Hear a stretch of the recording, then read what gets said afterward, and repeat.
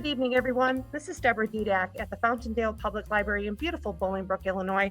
And tonight's speaker is Jennifer Warner from Lake Geneaogy.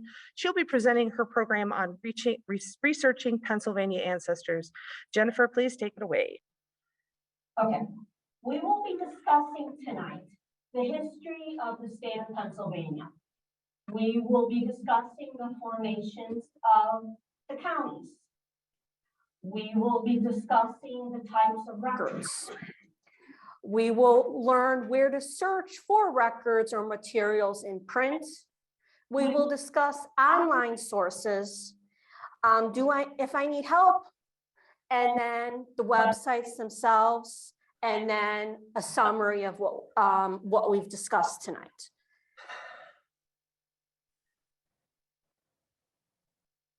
The history of Pennsylvania.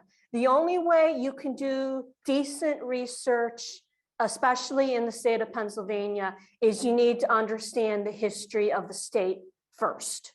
Because Pennsylvania is one of the 13 original colonies. It's also one of the larger of the 13 colonies. So there's a lot of stuff in the state of Pennsylvania, and you need to understand the state itself before you can go any further. So the state of Pennsylvania was named after William Penn. He came over from England and settled in what is now Pennsylvania. Pennsylvania was very involved in the formation of the country we see today. The city of Philadelphia was the signing of the Declaration of Independence, the location of the signing of our US Constitution. The city of Philadelphia was also the capital of our new nation for a very short time. And also the state of Pennsylvania is the home of Benjamin Franklin and Paul Revere, just to name a few. There's a lot more that were born and lived and died in Pennsylvania. The state of Pennsylvania officially is known as a Commonwealth of Pennsylvania, meaning their government is handled differently than what it is here in Illinois. So they're under the umbrella of a Commonwealth instead of a state itself. Pennsylvania is the 33rd largest state in the Union. It is the 5th most populated state in our country. The state of Pennsylvania was originally connected with Delaware. So Pennsylvania and Delaware were one state, one lump of property. And at that time, it became the colony of New Sweden. And then eventually the two separated. Delaware became a state. Pennsylvania was its own entity. Like I said previous, Pennsylvania is one of the original 13 colonies. The state of Pennsylvania was also the second to ratify our US Constitution. And on the 12th of December, 1787, Pennsylvania became the second state to enter the Union. Okay, so that tells you sort of how involved the Pennsylvania was in developing the nation. Pennsylvania is also one of the historic places of all 50 states because of all the history we have in the state of Pennsylvania. William Penn received a land grant from King Charles I to acquire land in the New World. Pennsylvania came to be in 1681. That's when it actually got the name Pennsylvania. William Penn and his fleet left for the New World. So they left England and they came over here. And he landed in what is now called Pennsylvania.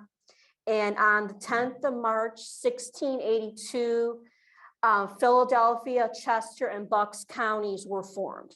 So those three, Philadelphia, Chester, and Bucks, are the three original counties that were formed in Pennsylvania at the very beginning of the state's history. Okay, the next thing you have to understand is you have to understand the formation of the counties. And the reason why I say that is because over the years, counties have divided. So like one county may be divided into 4 separate counties. And when you're doing research, the worst thing in the world is to spend all of your time in one county and find out your family history is 4 counties off. And you spent a lot of that time doing your research and suddenly, I'm not finding anything. What's going on here?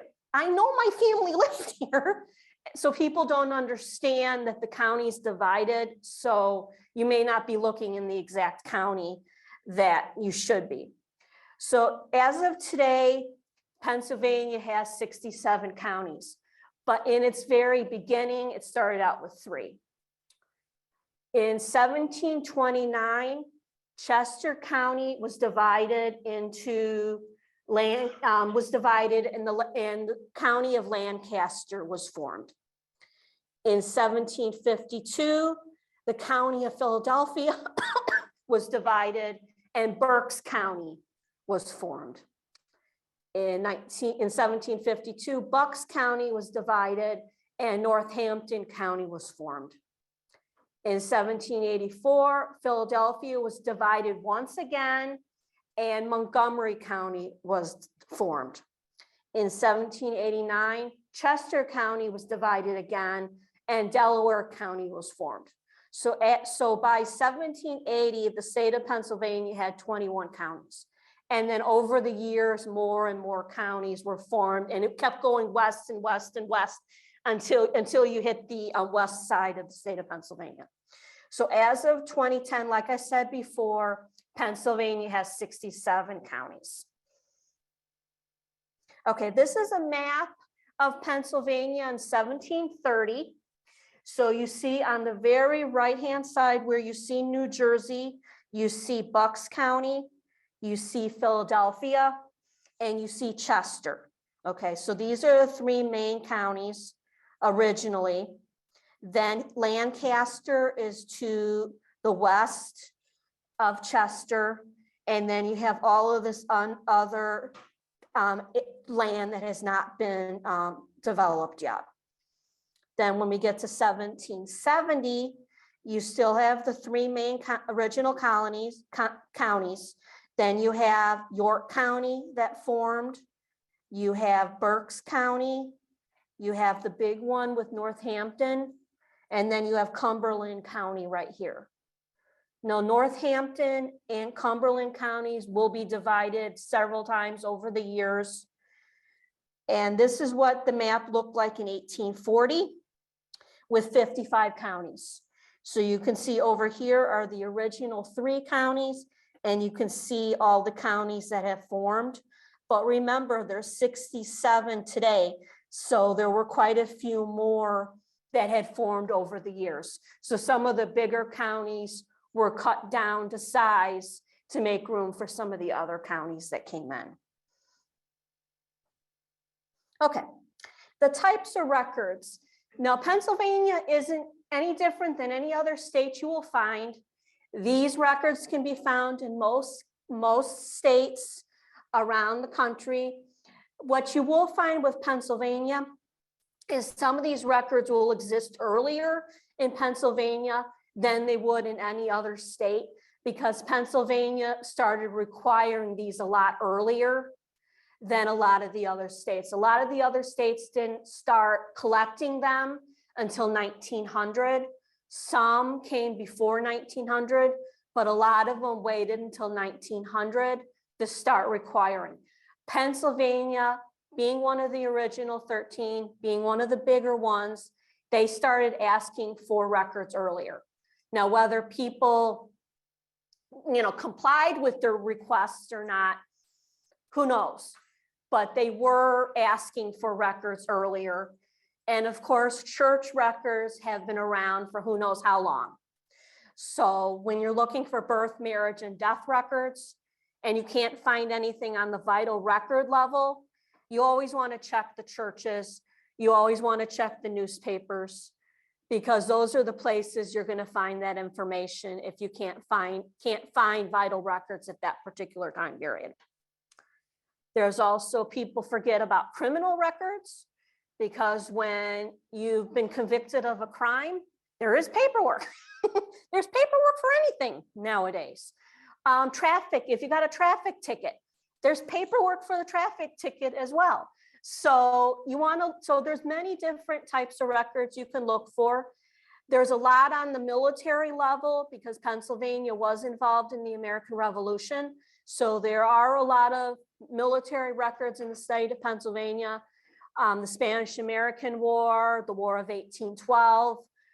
There's a lot of records in Pennsylvania for those military conflicts. Oops. Okay. I have names. Where do I go to find this stuff? And that's always everybody's question. Where do I go? So we're going to look at the printed, where to go for printed material first, and then we will go over the internet. For printed, don't forget your public library. Okay, I'm giving public libraries a shout out. You do not want to forget those, especially in the state that you're researching. And especially if it's an older state, because a lot of the public libraries will have genealogy records in their libraries.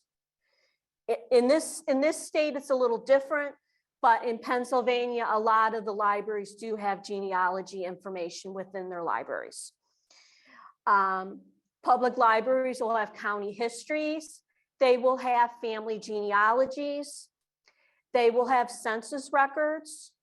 They may have other types of records, you don't know. But because Pennsylvania is so rich in American history, chances are they're going to have a lot of stuff on the local level too, especially now with genealogy becoming so popular that a lot of the libraries are now starting to get on the bandwagon even more than what they were doing before.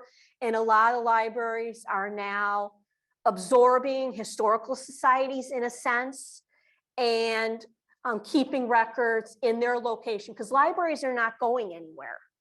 Okay, libraries are always going to be around in some format, but a lot of them are historical societies are shutting down and they're giving everything to the public libraries because there will always be people working in there to assist.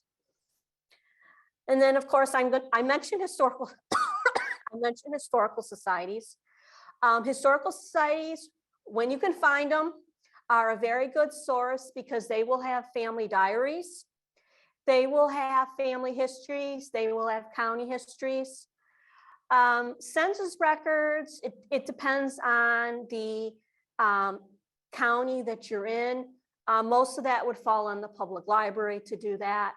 But military papers, uniforms, military uniforms, ammunition, rifles, farming equipment, that type of thing would be what historical societies would have, / museums.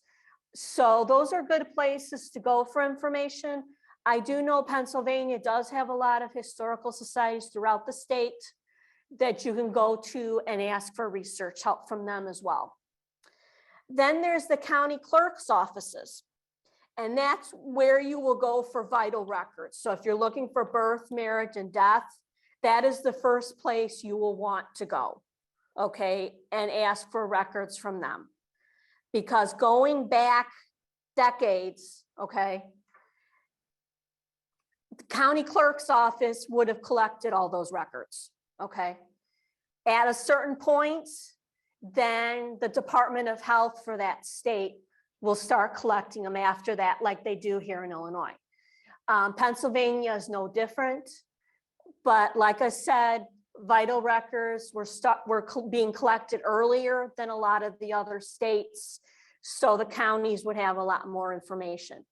Then you also want to go to the county clerk's office for land records. Quite often the land management for that particular county is also connected to the clerk's office, usually right next to each other, if not within the same office.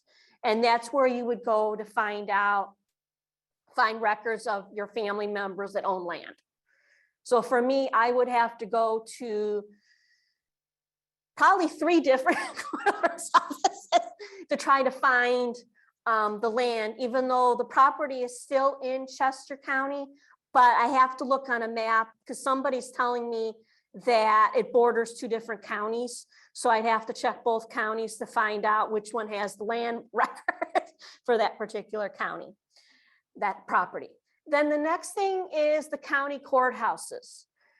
The county courthouses will have probate records. So if you're looking for probate records of your ancestor, the county courthouse would be where to go. Wills. If your family member created a will, the county clerk's courthouse would also have that. Also, criminal records, traffic records will all be found in the courthouse. So if you're looking for anything criminal, traffic, the courthouse is where you want to go for that stuff too. Then there's the Pennsylvania State Library. Okay, you do not want to forget the state library. Pennsylvania is one of, I don't want to say it's not the best state library in the country, but it comes pretty close. They have a lot of information online. A lot of information is going online all the time. In that library itself, they are adding stuff to online, and they're also very helpful.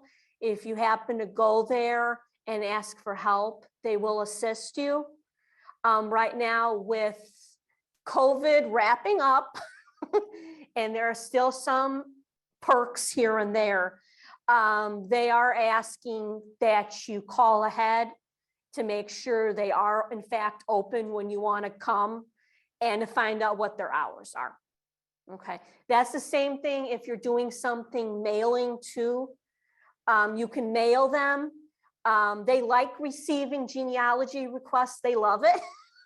This is one state that loves receiving stuff from people wanting to do research.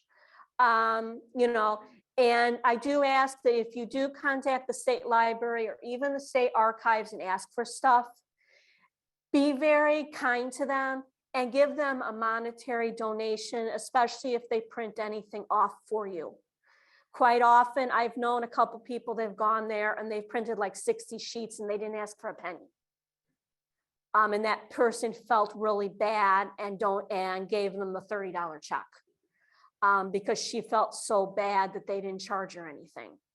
But they were so helpful that, you know, she wrote them and they wouldn't take it. And she said, I'm not leaving here until you take my check. Because, you know, she had written, they had sent everything. She ended up making a trip out there later. And she didn't want to mail the check because she was afraid it was going to get lost. So she hand delivered it to them with a very nice note. The Pennsylvania State Archives is also a very good place. When records get too full at the courthouse or full at the county clerk's office, that's when the stuff is transferred to the archives for storage, because the county clerk's offices only have so much room, and they're getting stuff daily with the new births, the new marriages, the new deaths. So they start moving the older stuff to the archives for permanent storage. Like here in Illinois, stuff gets scanned and sent to the IRAD facilities throughout the whole state. So Pennsylvania is the same thing. Pennsylvania doesn't have IRAD like we do, but everything goes to the main archives in Pennsylvania. And then you don't want to forget genealogical societies. Okay, genealogical societies are a great way of getting information, depending on the genealogical society you're contacting. Some of them have their own buildings, so they have their own collections, they have their own documents that they've scanned and kept for future reference for people later on.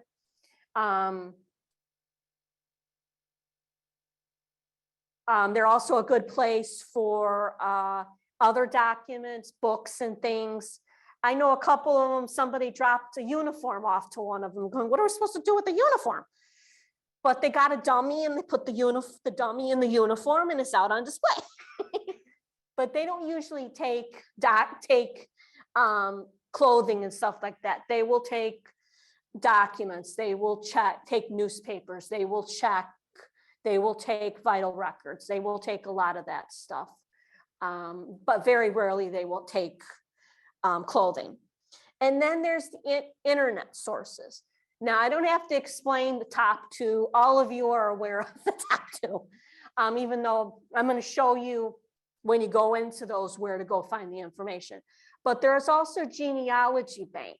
Now, this one isn't very common, even though they advertise up to the wazoo everywhere. But Geneaogy Bank is a newspaper database like newspapers.com. You have to pay for it. It's not free, but you can get newspaper records and stuff like that for all over the country.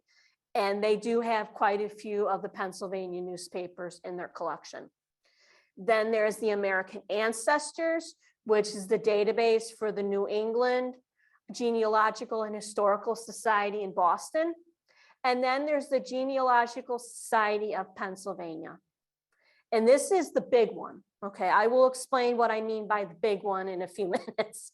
But that's the Genealogical Society in the state of Pennsylvania for you to be able to, and they have a website for you to search from.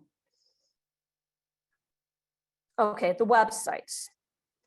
These, all of the websites I have in here are also on your handout. So you will not have to write any of these down. There's a couple I just want to point out that I don't believe are in the presentation, but I don't want to not mention them. One being Cindy's List. How many of you in the room know about Cindy's List? Okay, some of you, a few of you don't. Cindy is a professional genealogist that keeps an active list online with links to anything and everything.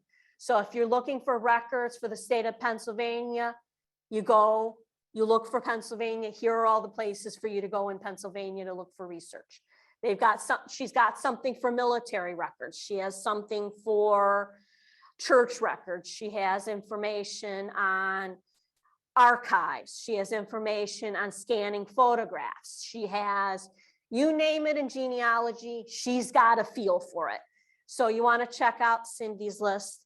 And then there's the Family Search Wiki, which if you look up the state of Pennsylvania and Pennsylvania genealogy, they will give you places and stuff to go to find research on Pennsylvania.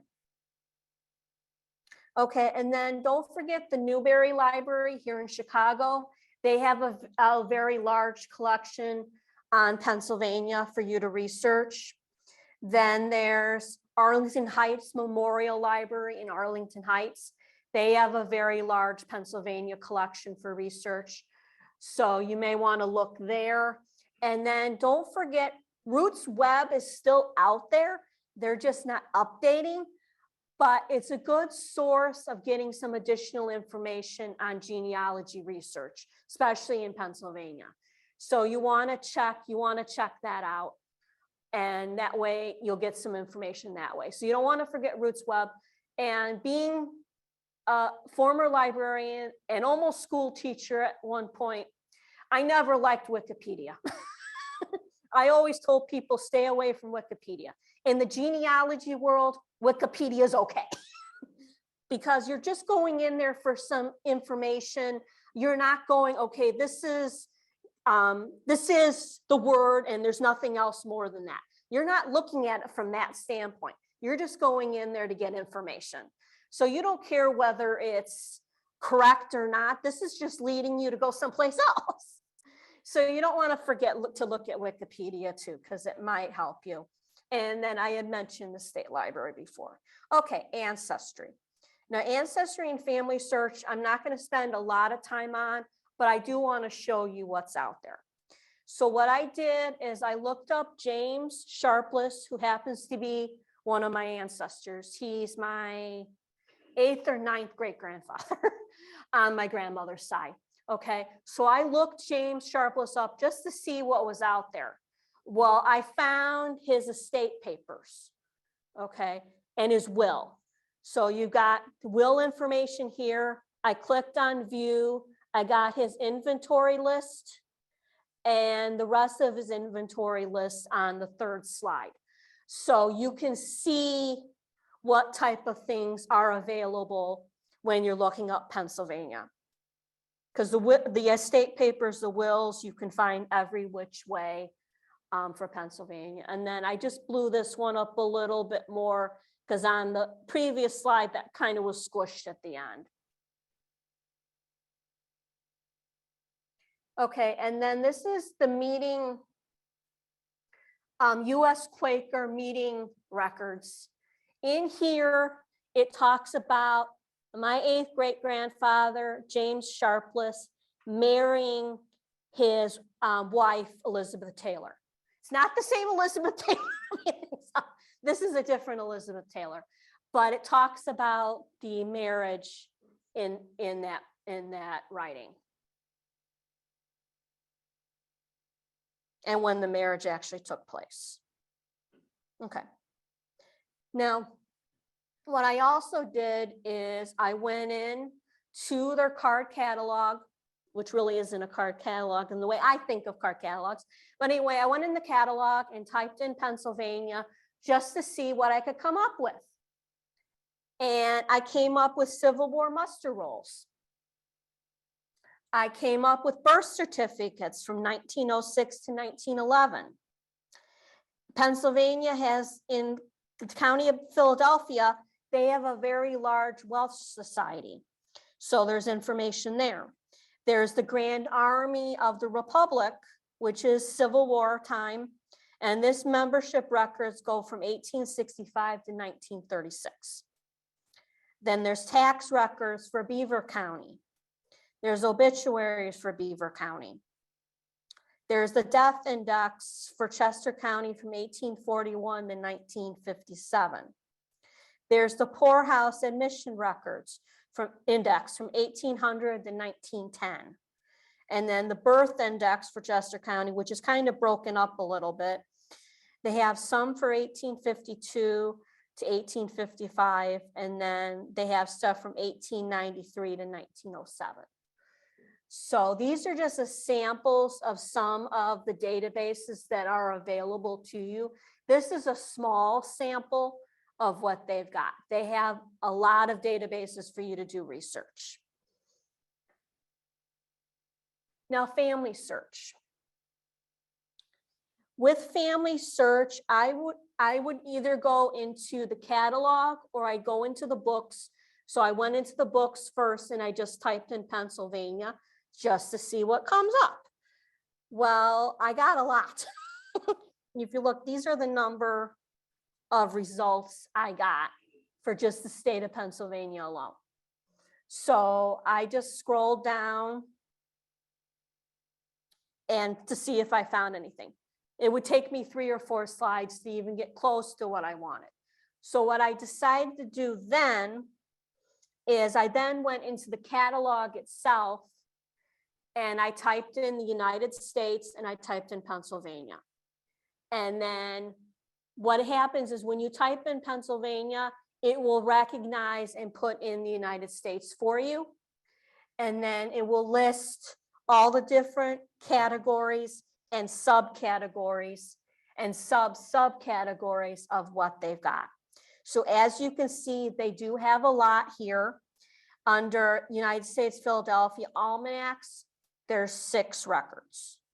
Under archives and libraries and directories, there's 11. Handbooks, manuals, etc. are 3. Inventories, registrars, and catalogs is 28. Bible records are 95. And then cemeteries are 45 going down. The advantage to being here at Fountaindale is you are an affiliate library for Family Search. So if you find something in there and you come into the library, unless it's leveled for church members only, or on the very high level where you're forced to go to a family history center, you can get anything here at the library and print it off if it's available. That's one of the advantages of being an affiliate. Okay, so what I did is I went into archives and libraries, inventories, registrars, and catalogs, which had 28. So these are the different types of information that came up. So you have a brief guide of railroad records, at the Pennsylvania State Archives. You have the county government archives in Pennsylvania. You have a guide to depositories of manuscripts collections in Pennsylvania. You have a guide to using published archives of Pennsylvania, and so forth and so forth. So, and they also have an inventory of church archives for the Society of Friends in Pennsylvania. Now, do any of you know what the Society of the Friends are? Okay, that is a group that was formed in Pennsylvania for ancestors of families that came over on the William Penn ships. In particular, the Friendship vessel itself. That was the first one that actually docked here in the New World. So that ship and all their ancestors are welcome to join the Society of Friends. And actually, my family was actually on the family, so I technically can join that group if I choose to. Okay, so what I did is I scrolled down and I saw early vital records of Pennsylvania. Okay, so it gives you the year of the item, that this is microfilmed. Okay, and the publication date was 1972. And then it gives you information, and that the DAR library in Washington, D.C. has a copy of this. And then it gives you down below all of the contents. Now, this one you would have to get in Utah, unless you find a library or the one in Naperville, Family History Center, or you go all the way to Wilmette. They may have film if somebody had ordered film for this, because right now it's only available on microfilm. They have done a lot of scanning and stuff to make things available to people, but not everything has come up online yet. They are gradually moving things up. So every day there's new stuff materializing like magic onto the data into Family Search, but they haven't gotten everything there yet. So I'm taking you back to here again. Now, in the catalog itself, you can ask it just to search for stuff that's available online, or you can tell it to find Family History Center, or you can tell it to find everything. So if you're really looking for something that you can find when you're home, then you want to click on the online stuff and hit update.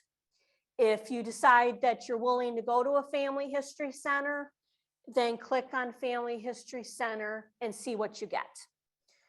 That way you can see either or. I usually do online first, and then I will do Family History Center second. Now, this is one of the items that I found that was available to download on Family Search. This is a name index.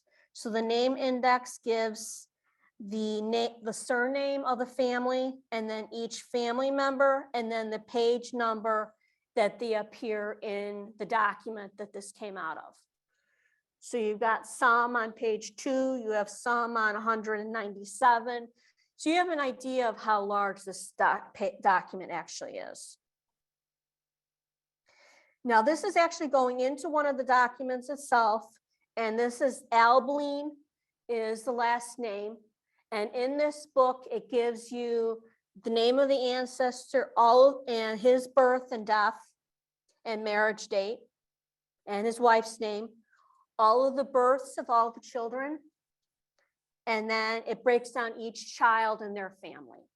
So if you have Abilene in your family, this book would be a very good source, because you have information going back to the 1700s with family members. Okay, archive.org, I'm just going to briefly talk about. I do not have slides for this one because I couldn't pick what I wanted, so I just left it with the title slide. Archive.org what it used to be called Internet Library is what it used to be called. No, that's Internet Okay. Archive.org is a place where you can order vital records and stuff like that. Archive.com is our internet library where you could get books and stuff online. So there's archive.com, which is the books. Archive.org is where you can order documents and stuff like that. There is a service fee, and you do have to be a member to use this service. Okay, so this is archive. No, I did have it right the first time. I was right the first time. Yeah, I know it says I'm looking here. So let me rephrase. Archive.org is Internet Archive. The archive.com is the other one. So archive.org, you can type in anything in the search field and see. Some of these books are free to download because they're out of copyright. So you can download the entire document. Or some of these are books that you can sign up for an account and you can check it out for 14 days from the comfort of your home. And then after 14 days, it will return it for you. So you don't even have to push a button. So some of these books, I've done it a couple times because there have been a few books that I'm not able to get anywhere in the state of Illinois. And I can't order from anybody because it's a reference item. But I can find it here on archive.org and I can check it out for 14 days. From the comfort of my home, I look at it on my computer. After 14 days, it says goodbye and it goes back. You know, so this is a very good place to go. I've found a lot of family genealogies in here. None of my family, no, of course not, except for one, even though the one I already had.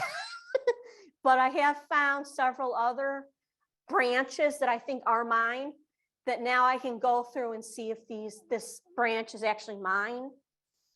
Because I have a couple family names that there's several branches and it's not my branch.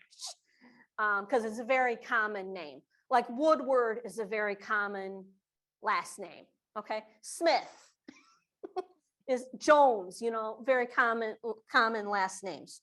So, but you can look in here, you can download whatever you want.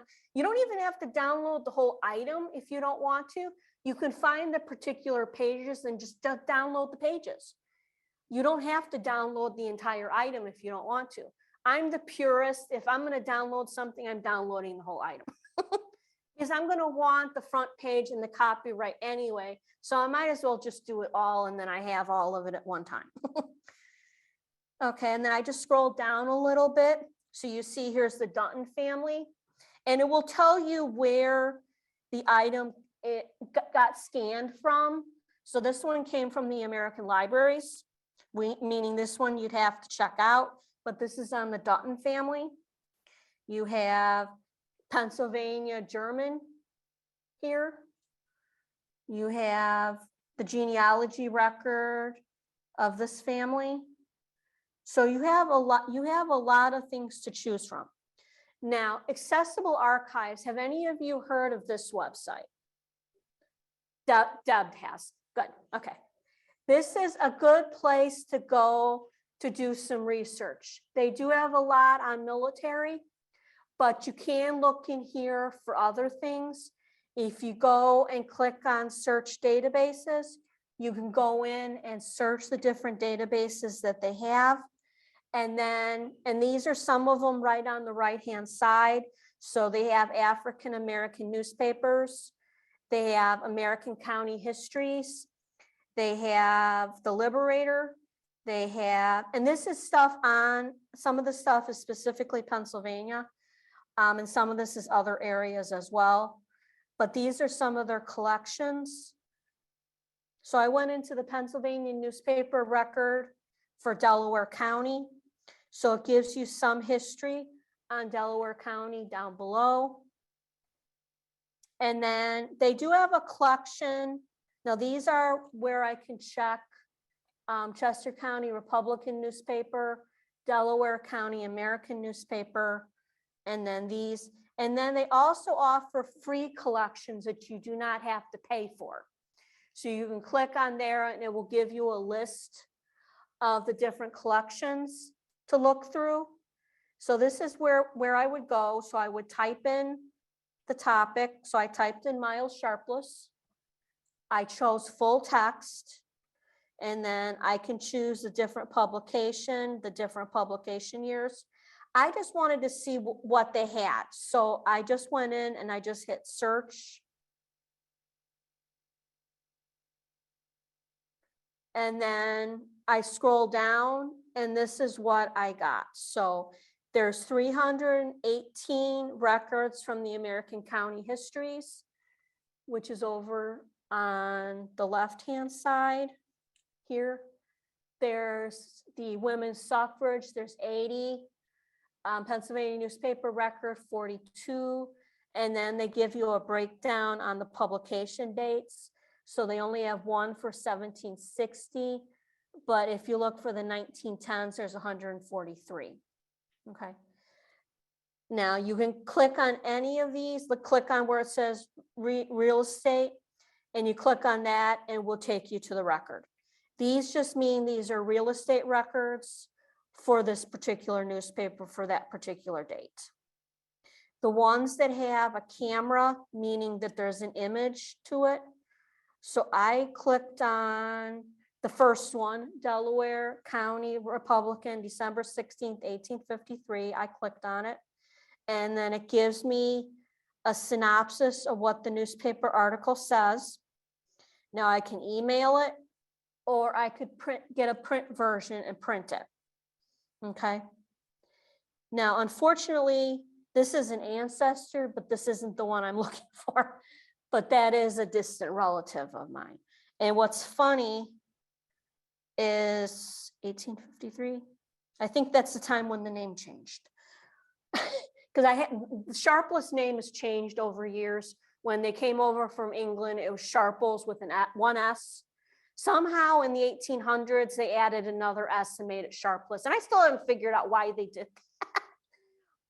but they did it. So I have to look for both names when I'm doing any research. So Pennsylvania research. Okay. A lady by the name of Stephanie Hoover, back in the early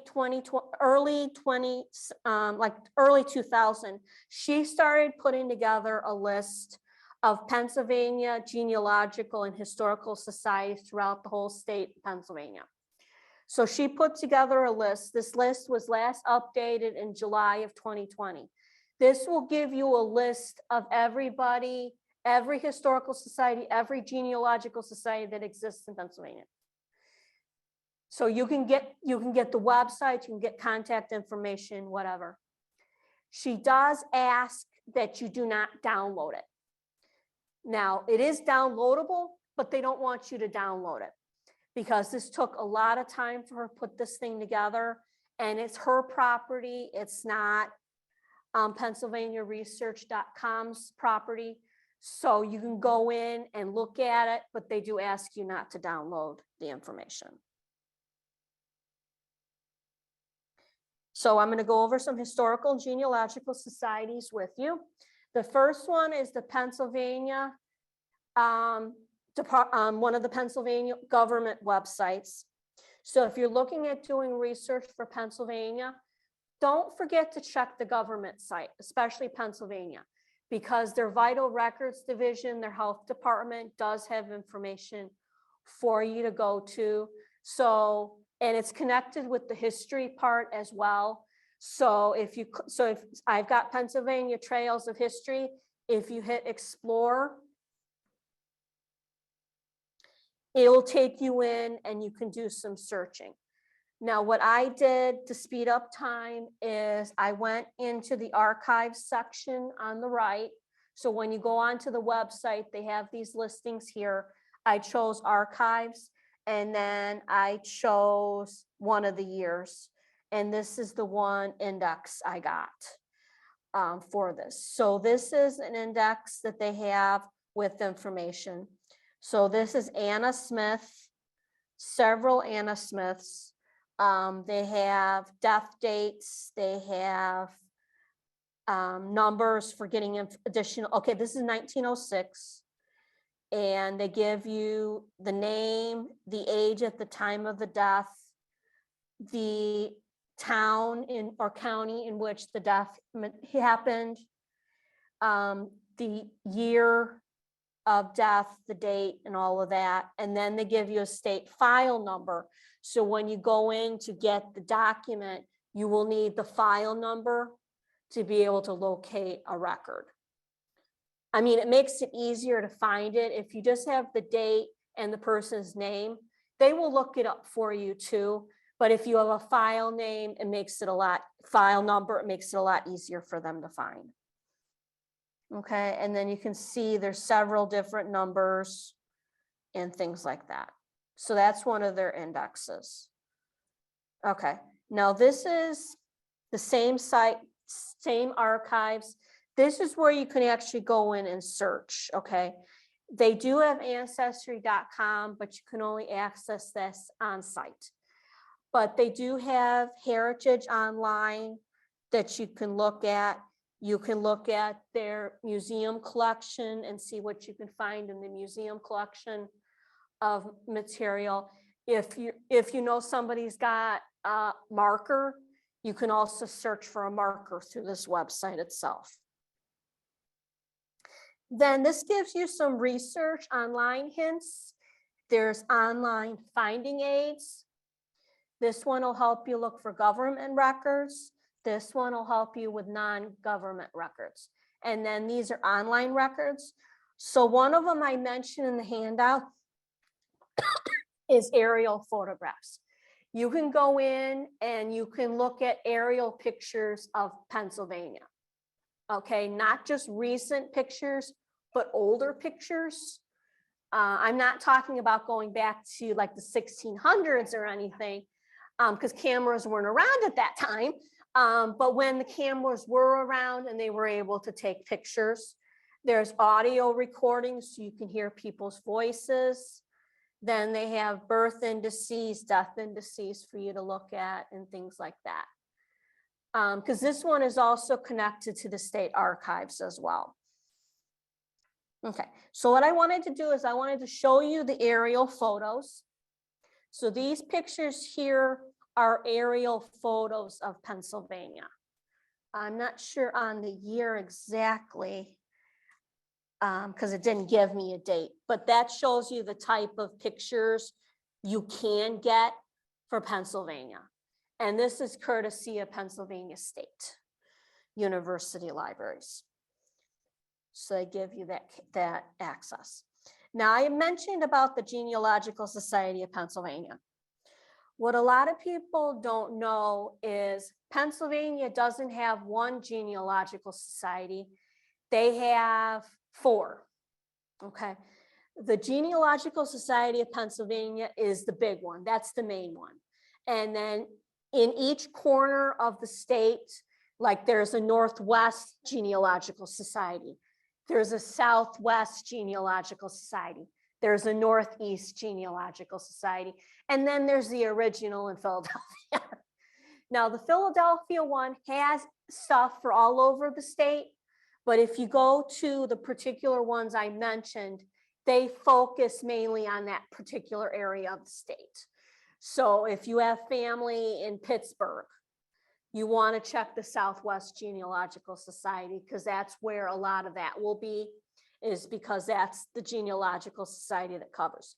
Each of them are independent. They are not connected to each other in any way. They just decided to, because a lot of people didn't want to drive all the way to Philadelphia for everything. So these other genealogical societies appeared to help people in their areas do the research. But quite often they're still referred to the one in Philadelphia because they have the bigger collections. But they were trying to make it easier on their members. So it tells you about how you can use the site. There are public collections on here that you do not have to be a member to join. Then there's the member collections. Their library catalog is free to look at. If you do become a member of this society, you can join their First Families of Pennsylvania. That's one of the, I mean, you still have to pay for the First Families is like if you join the DAR, it's a lineage society just specific for Pennsylvania. And you do have to pay, for the application and member dues and stuff like that. But they prefer that you're a member of the Genealogical Society before you do that. And then it gives you Pennsylvania resources on the left-hand side. And then these are all the research guides or repository guides that the Genealogical Society has for all 67 counties. Okay, now each repository is going to be different because of the size of the county, the age of the county, and what they've got that's available to anybody. So I have a couple to show you. So this one is Philadelphia. So this is one of the originals. So they give you the website for the government, and then it will break down each of their public records center and tell you what each of the records center.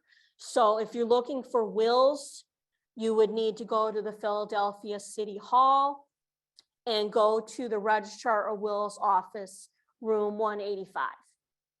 And then you can go in and get wills. Okay. Then this one is Chester County. Now, Chester County gives you a nice map and points out where the different areas are in the county. And then it tells you it's one of the original 13. And then it also has a government location for you to go for government records. And then it will break down other areas for you to go for your research. And then this is Berks County.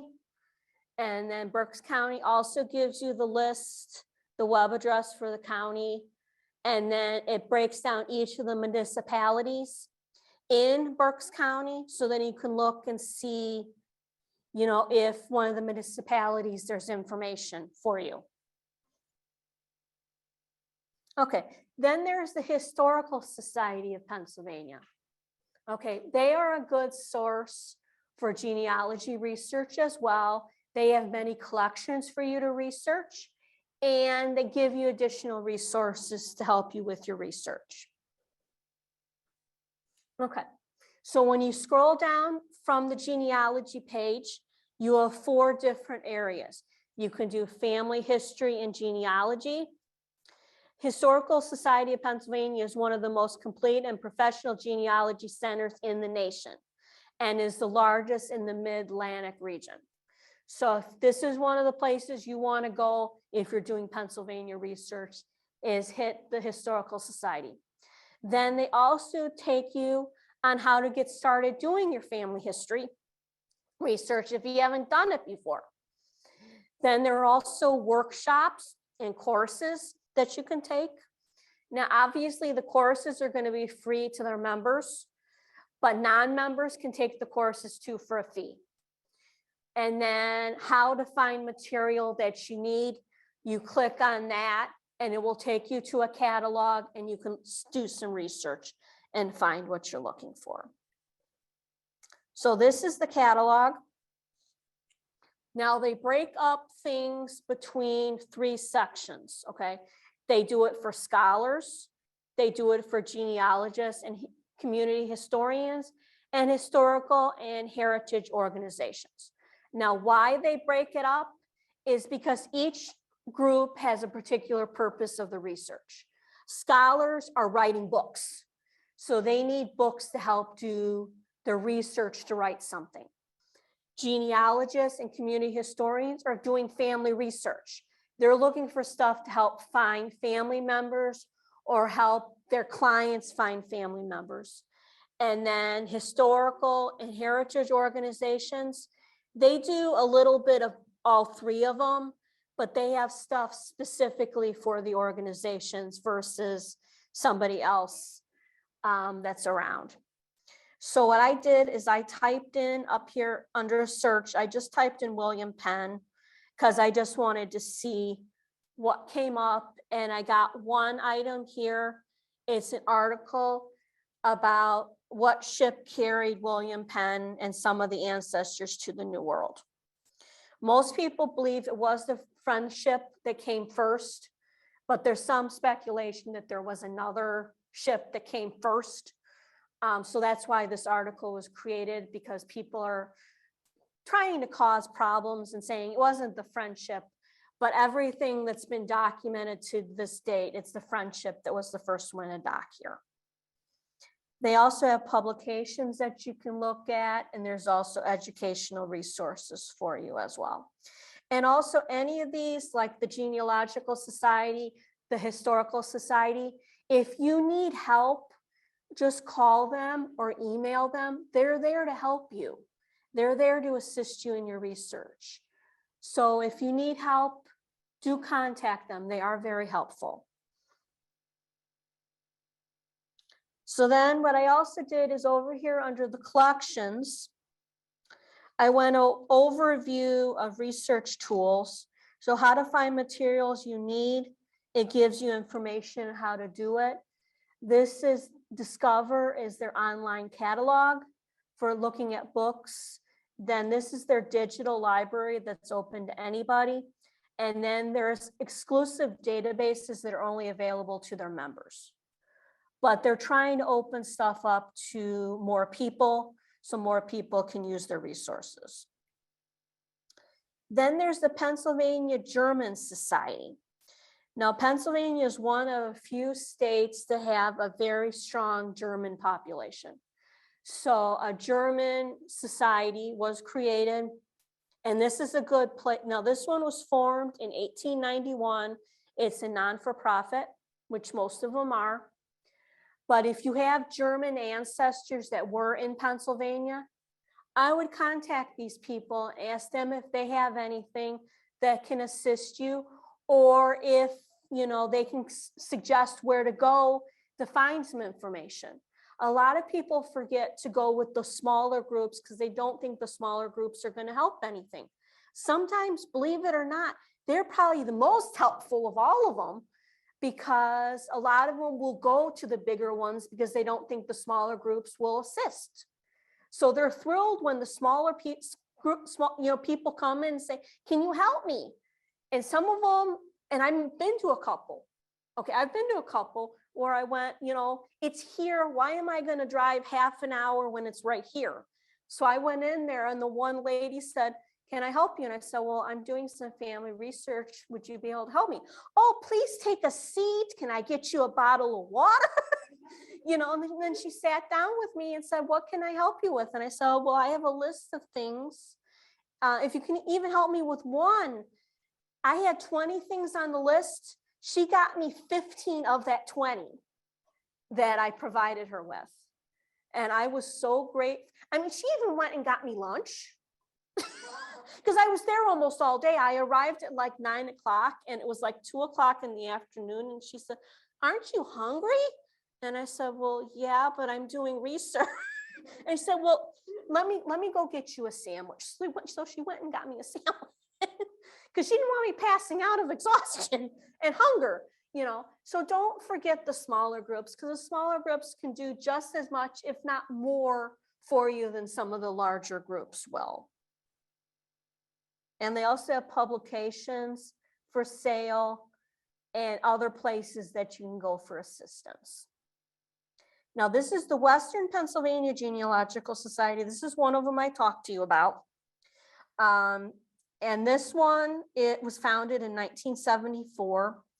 So there's a surname research that you can look at. There are sections for families, members only. But look, they've got a picture of their library in the back and on the front page. So you know that they have a collection to help do the research. So this place would cover like Pittsburgh and several of the counties on the west side of the state. Okay, and believe it or not, some of these organizations, if you want to join, are not that expensive. Now, the Genealogical Society in Pennsylvania, the big one is, I believe, was $40 a year, which again is not that much. It all depends on what they offer to you as a membership. Okay, some of them will offer you a lot for your membership. Some of them will not offer you a whole lot. But if you have research in that area, it's worth the money to spend. And then they also have free data files that you can click and research here and see if there's anything there. They also offer programming. Again, members, it's free, but for anybody else that's not a member, you can pay a fee and attend the class. They want people to come in. And then there's the Warren County Historical Society, which is in Warren, Pennsylvania. This is one of the bigger historical societies, other than the big one. And you can see that they do provide you a lot. They allow research requests and genealogical resources. The Genealogical Society is connected to them. They have a gift shop. They have educational resources. They have local history and local resources for history. So if you have family in the Warren County area of Pennsylvania, this would be a good place to go to do some research. Then there's the Northeast Pennsylvania Genealogical Society. This is their building. This is a good place to go as well. Since March 23rd of 2020, they have been uploading documents and stuff into their digital resources for people to access. They have not updated anything. They haven't put anything updated online yet. I do know that they are working on it. It's just that this has been a long process, so they want to get as much done as possible before they upload everything onto the system. But they will have family histories, high school yearbooks, military, medical information, coal mining, because coal mining was very common in that particular part of the state. So there will be stuff there once they get this updated. Now I'm going to go over my little story with you. Okay. My paternal grandmother's family came over on one of the William Penn ships. We believe it was the Friendship, which was the first one that actually docked in this country. And my grandmother's family received a land grant and was able to purchase property in Chester County. So, and Chester County was divided over time. Well, when I started my research, I didn't know that. Everybody said Chester, Chester, Chester, and the property is in Chester County. So, so I'm looking and I'm looking and I contact Chester County and say, I'm trying to do my research on the Sharpless family. And they go, Sharpless family? We've got a lot. So what's the names you're looking for? So I'm giving the names, okay? And of course, they're not finding anything. And I'm thinking to myself, really? There really isn't? And I'm going, okay, whatever. And I was corresponding back and forth via email and letters and stuff like that and calling because I hadn't gotten to Pennsylvania. So then I'm not finding anything. And then I went, you know what? My friend told me to research the history of the state. So I started researching the state more, and I learned a lot more than I knew before. Well, then on one of the things I was looking at, it said the history of the counties. I'm going, why in the heck would I want to learn about the counties? But I went, okay, whatever. I'm not finding anything, might as well do something that's useful. So I'm going through and I'm researching and I'm going, Chester County's been divided twice. So if I'm doing research, I have to look in Lancaster and I have to look in Delaware. And I might have to check Philadelphia too, because Philadelphia is right next door. The family could have moved over there, who knows? So I went ahead and started researching. I did what I could online. I emailed them. Would you know it? Lancaster County had paperwork. Delaware County had paperwork. And so did Philadelphia. So it's important to know the history of the state that you're researching. Even here in Illinois, the counties in Illinois have changed over the years too. DuPage County used to be part of Cook County back in the day.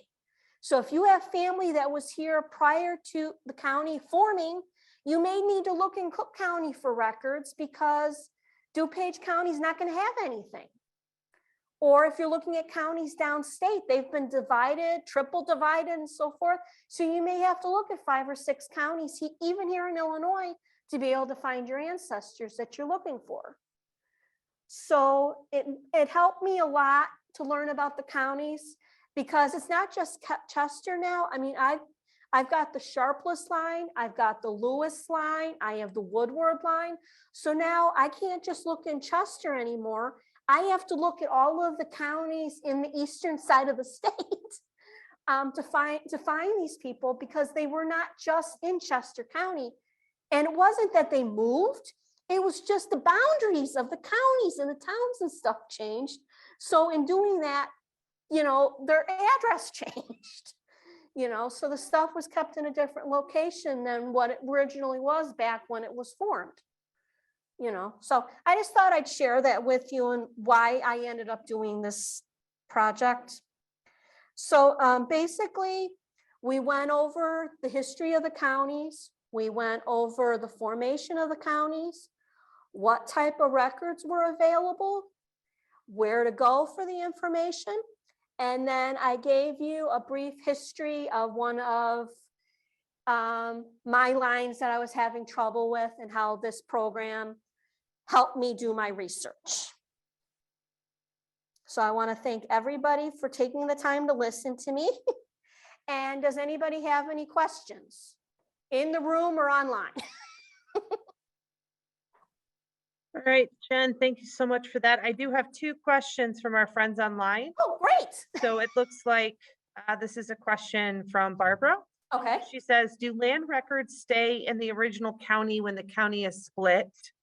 Would different transactions be in different counties as a county split? It could very well be, because when I was researching for a client of mine, and their property, when they purchased the property, it was originally in Philadelphia, but when Philadelphia was broken up and the property lines changed, the land records were moved to the county in which the land now resides in. So I would check with the county that the property is now in, and if they don't have anything, then check the original county. But most of the time, the land records will move if the county changes. All right, awesome. And not a question, but just a comment. Yes. From an anonymous attendee. I really wish you guys would just put your names on these. No, really, I know. Feels weird. Another good source is hathytrust.org. And yeah, that's a good one too. I've been there, but personally, I haven't found that helpful. I only try to put the stuff up that I feel would be helpful to people. I know a few people that have used that site and they've liked it. And then I've had people that said they didn't like it. So I only put stuff in my presentations that I know will be helpful to people. Because the whole point of my lectures and stuff are to help people and help them forward their research and not hit like a roadblock, and not, because I hit the roadblock until I figured out what I needed to do. I knocked down the brick wall and I was able to do things. Okay, that's great. So no other questions online. Do we have any questions from people in the room? And Yes, I would ask our speaker, to please repeat the question. Okay. A great presentation. I really enjoyed it. Thank you. How do you organize this stuff? By the time you start in Pennsylvania, then you've got all these other states. Okay. And all of these wonderful resources. Okay. And I have a checklist, but that's not quite. Right. One of the ladies in the room wanted to know how I organize all that stuff and I keep everything straight. One of the ways I do it in 2 different ways, okay? One, I have a spreadsheet, a Microsoft Excel spreadsheet, and then I have each county, a worksheet in the workbook for each of the counties, and I list the information that way. The other thing I do is for each of the counties in Pennsylvania, I have a folder in there, and that folder will give me all my research sources of where to go if I need to do the research. Like, let's say I want to go to Chester County. I pull out my folder for Chester County. It will have the contact information for the Historical Society in that county. It will have the website for the government facility for me to get records if I want. It'll have the contact information for the Historical Society, and it will also give me a list of the documents and stuff that are available in these particular sources. So then when I go, I just take the folder with me and I sit down and go, okay, I need to get a probate record. Okay, probate record, where did they die? They died Lancaster County. So I have to, and I brought the Lancaster County folder with me, knowing I might have to go to Lancaster. So I pull the Lancaster folder out and I go, hey, county clerk's office, what are their hours? Okay, they're open from 10 to 3. And what time is it? Of course, it's 1 o'clock. So I hop in the car with my folder with everything and I go there. The purpose of the workbook is so I can have digital source material too. So if I don't want to bring my folders with me, which I usually always do, bring my folders, because what if my laptop dies on me, or, you know, I don't have it on the laptop and I have it in the cloud or in my email and I can't access the Wi-Fi? Well, then what's the, you know, so I always like to bring paper with me. A lot of people will say, why do you want to do that? That's just a lot of extra work. But for me, it benefits me because I have been hit hard by something happening and I don't have the information with me. And when is the chances I'm going back? Especially Pennsylvania. If I'm going to go there, I'm going to make sure I have all my files with me. I'm going to have everything I need. That way I do all the work while I'm there, and I may need to go back in the future, but I won't think 2 hours from now, oh, I didn't do that. But I will keep it in both formats, keep them in electronic as well as paper. And then I'm very organized minded. Okay, even my family genealogy, each surname has a folder. And then the surname's got 3 folders because one has the list of all the names in it. Then the other one has everything with the people in it. And then each given name is given a folder. And then to make it worse, okay, the maiden names all have folders too. So the women have 2 folders because they have one under the maiden name and one on the married name. Because some records are going to be under the married name, some of the records are going to be in the married name. Well, instead of grouping them all together, I have them separated with a note or with a star on the folder saying, and also see such and such. And then when I go in there, if I'm not thinking, it's on the folder saying, oh, I need to check that folder. You know, yes, ma'am. What if you had family property in the town and it was bought out by corporate? Okay. What happens there? How do you actually distinguish when the corporation took it over? Okay. And basically to distinguish like how long the family lived there before they sold the property to the corporation. Okay. The lady in the room asked if you have property and the property was sold to commercial, right? Corporate. How do you go about finding out how long the original owners had the property or how the process with the corporate went and things like that in Pennsylvania? My one suggestion is always check the land records division in the county in which that the land was in or is still in. Check them first. Then also check newspapers. Anything real estate related will be listed in the newspaper because the real estate transactions, even back in the early 1900s, can still be found in the newspapers. And you just look in there and see if you can find the information there. You can also check with the county and ask, or better yet, check with the Historical Society. They may have something on their end because that's where a lot of stuff, other than the archives, that's where a lot of the stuff will go eventually, especially in Pennsylvania when they run out of room. They've said and I've read this several places, everything ends up eventually either in the archives or the Historical Society's hands, because they are running out of room and they don't want to destroy it. It's historical, but they need a place to put it. So it's the archives and the Historical Society that gets the documents. Hope that answers. And I hope I answered your question in the back too. Okay. Do we have any other questions in the room? Yes, sir. I've been dealing with beaver. The gentleman was talking about doing research in Beaver County, and he has not been able to find any probate records or wills for some of his family members. My suggestion is try them again, depending on how long ago you contacted them. My record here in Illinois, it took me 3 times to get the answer I wanted. Because I would talk to one person first and said, it doesn't exist. Well, how can you tell me it does not exist? It happened in 1965.